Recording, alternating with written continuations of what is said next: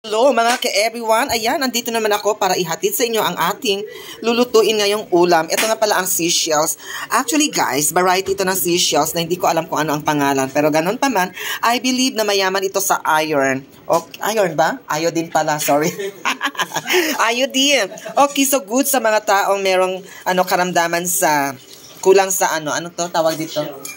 Sa thyroid. Okay, so may sakit kayo sa thyroid. Okay, so ayan, bagay na bagay sa inyo ang ganitong klaseng ulam. At syempre, ayan, continuation tayo guys. At i-ready na ng aking friend dito ang etong nyog na ito. So mamaya is i-grate na niya yan siya. Okay, so let's go mga ka-everyone. Okay, so ito nga pala ang traditional na grater dito sa amin. So, usong-uso pa yan, guys. Okay, so kaya ayan, let us witness kung paano ito sa Bisaya kagurin?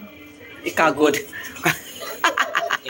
Okay, ready na. Siyempre, ang unahin nyo, guys, is yung sa gilid ng na yan.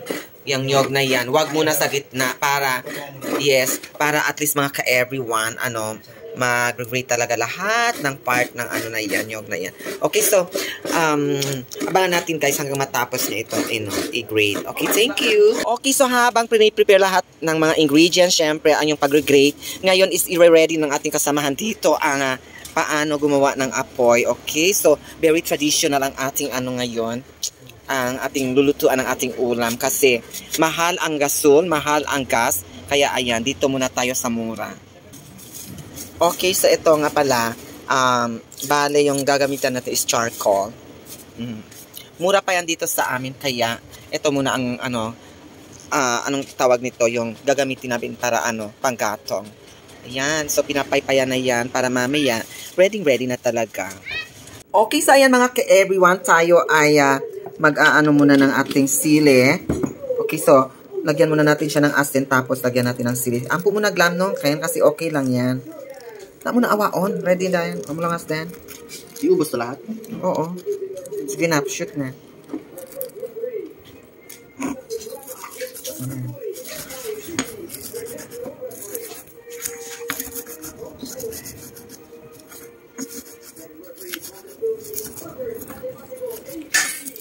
Best in kwan man. La mochi.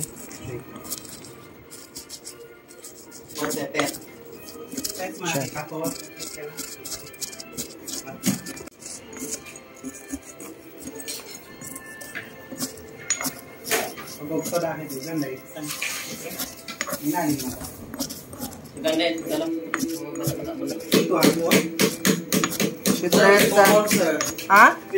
Ay, bongga. Okay, so ayan, you're ready na natin ang ating mga ingredients. Ito nga pala ang ginger. Okay, so mga ka-everyone, ito na, i-ready na natin ang ating mga ingredients para sa inyo. Okay, so ang unahin natin is syempre yan. I-didikot muna natin ang ating ginger. Ayan. So, after that guys, is syempre, nandiyan natin yung natin, onion, tapos yung lemongrass. Okay, so with matching kamias. Okay, so bonggang-bongga talaga yan para sa ating lutuin ngayon. Shells. Okay, so perfect na perfect. So, ayan. So, slice na ang onion. And then, ready na rin ang ating dinikdik na sili. Okay. So, ayan. Let's go. Magluluto na tayo after that. Okay, so man ka-everyone, nagpipiga na pala tayo ng ating grated na coconut. Okay, so maglalagay lang tayo ng 1.5 glass na tubig sa ating grated na coconut. Okay, so after that mga ka-everyone, syempre, is pipigain na yan siya. Okay, so let's go. Okay, so ayan, so pigain ng with full of love kasi nandyan ang lasa ng ating lulutuing ulam ngayon. Kaya, ayan mga ka-everyone, kailangan is talaga, mapiga talaga lahat ng mga naka-grated na niyog. Okay? So, ayan. Okay, so ayan.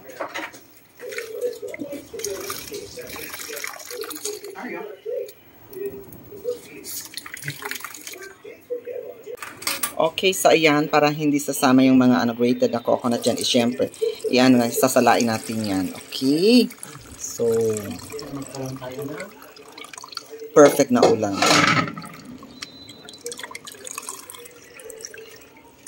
Okay, so ayan mga ka-everyone, i-ready na natin ang ating lulutuin seashells dito guys. Okay, so actually guys is ano na to siya, malinis na kasi nugasan na natin. At ayan, meron na rin tayong mga ingredients na ready na para sa ating karahay. Okay, so let us start with our napaka-fresh na kamyas. Okay, so ilalagay na natin yan dyan.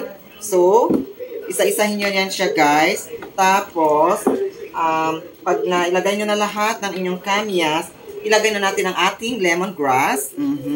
Tapos, with matching our ginger, and then ang ating onion.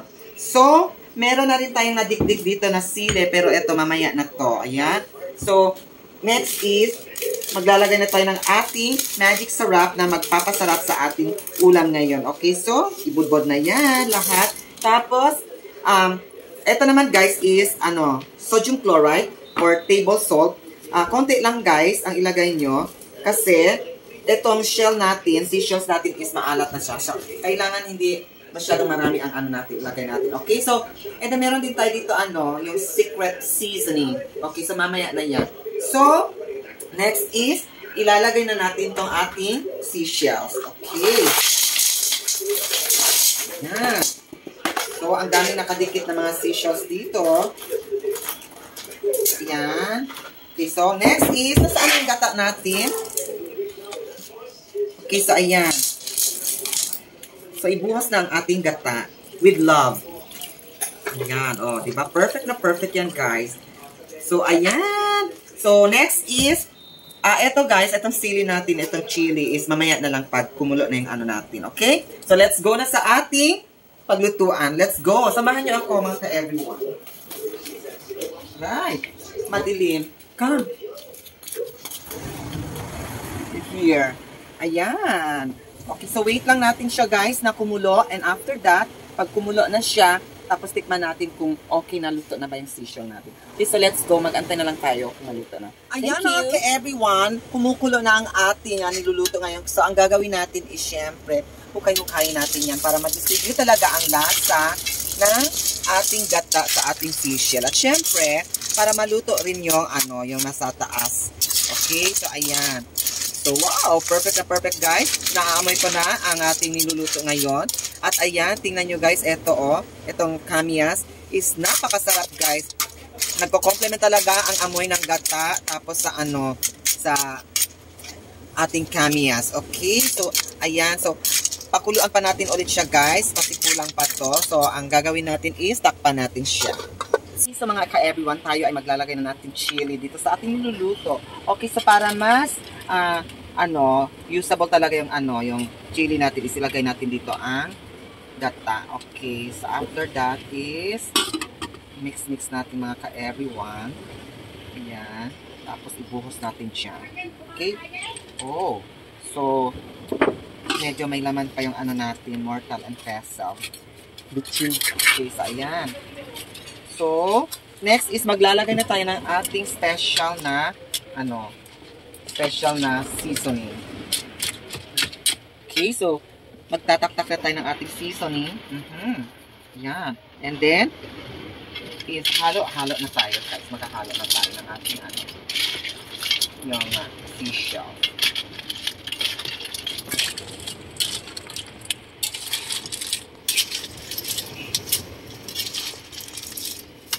So, try natin mga ka-everyone ang lasa.